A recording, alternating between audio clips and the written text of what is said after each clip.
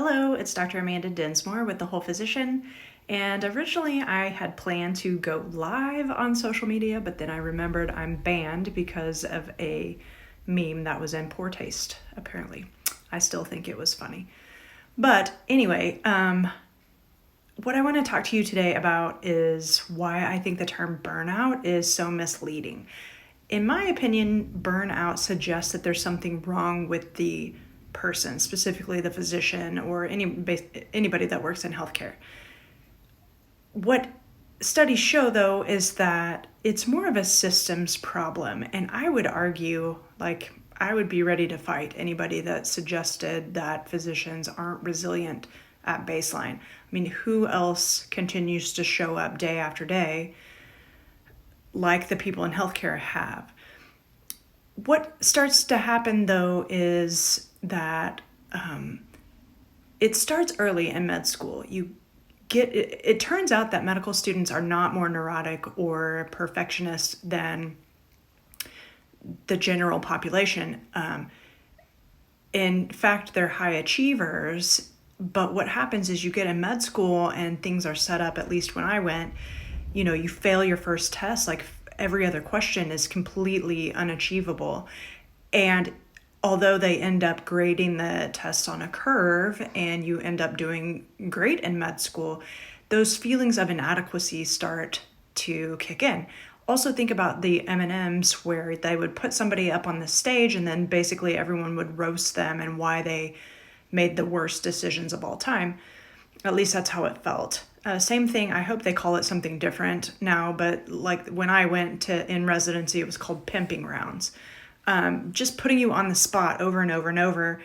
And you start to pick up feelings of inadequacy and that you're somehow supposed to be something more than a human whenever you put on the white coat.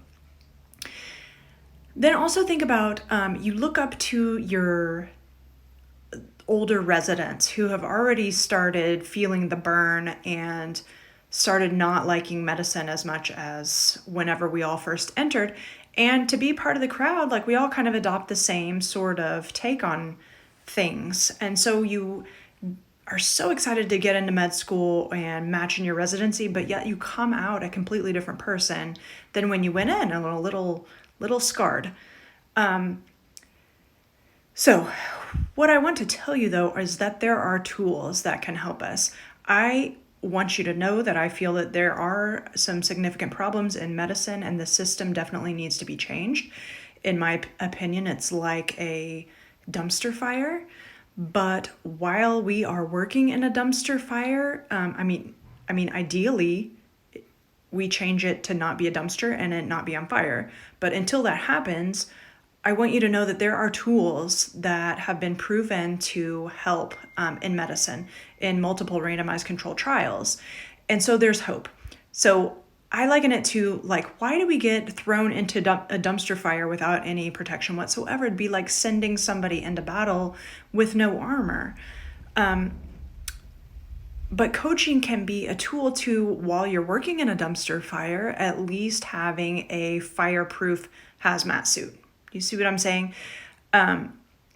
So these are the same tools that professional athletes use and CEOs of large companies, mindset tools that have been proven to help us be in much better condition than at least where I had gotten. I don't want another doctor to feel the feelings that I felt, that now I know were optional. There were other thoughts that I could have been having.